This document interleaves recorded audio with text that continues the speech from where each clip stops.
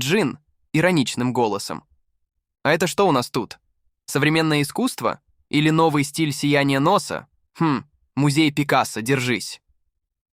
Джин добавляет, будто доверительно делится. «Кстати, встретил я недавно нашего Техина, зашел в студию, и первым делом он мне: «Джван, ты живешь в студии звукозаписи, что ли?» А я в ответ: «Я тоже домой хочу, отпустите, у меня вообще-то дом есть, если что». Джин с наигранным вздохом: «Не подумайте, Тэ не ругался, просто стебался. А я реально выглядел так, будто прописку там получил». Начнем с того, что снова всплыло в сторис Тэхёна. На первый взгляд ничего особенного. Комната, кровать, свет, а на стене картина с девочкой в короне. Но для внимательного фандома это уже сигнал, интерьер знаком. И правда, фанаты быстро вспомнили. Это вилла в районе Холливуд-Хиллз, Лос-Анджелес.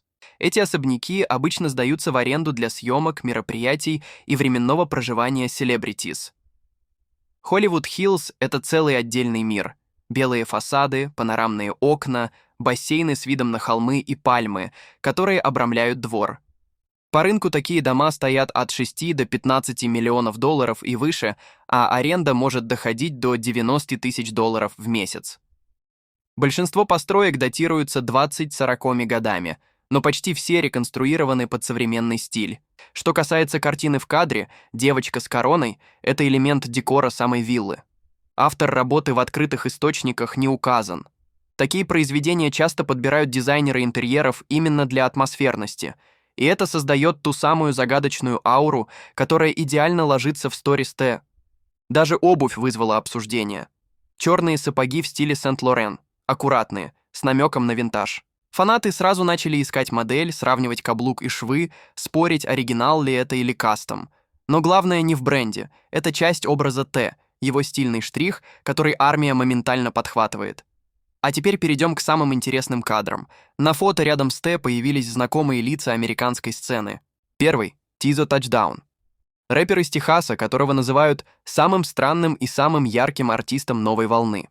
Он уже работал с Тайлер, The Creator, Дрейк, Дон Толивер и Трэвис Скотт. Его стиль — смесь рэпа, R&B и рок-энергии. В его клипах он может появиться с гвоздями в волосах, в огромных сапогах или в масках, но музыка при этом цепляет миллионы. Рядом с ними 070 Shake, американская певица и рэперша, подписанная на Тэ в Инстаграм. Она известна благодаря сотрудничеству с Канье Уэстом и своим мощным сольным проектам. Ее песни звучат как исповедь, глубокий голос, необычная подача и тексты, которые бьют в самое сердце. И вот тут фандом затаил дыхание.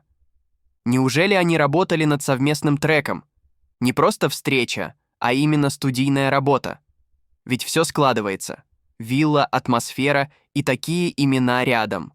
Но это еще не все. На других фото Тесс Принц Чарлес. Этот человек стоит за хитами, которые слышали миллионы. Он писал для Ашер, Бейонсе, Марайя Кэрри, Мэри Джей Блайдж и даже для Рианны. Именно он участвовал в создании Needed Me из альбома «Анти». А теперь он подписан на Тэ в Инстаграм. Случайность? Фандом в это не верит. И еще одно имя, мелькнувшее рядом. Wyclef Jean. Легенда американского хип-хопа. Бывший участник The Fugees. Обладатель 3 Грэмми. Человек, который умеет соединять рэп, регги и соул. Его участие в компании Тэ добавляет вес. Такие встречи редко бывают просто для фото. И теперь давайте сложим все вместе. Сторис из виллы, где каждый угол уже разобран армией.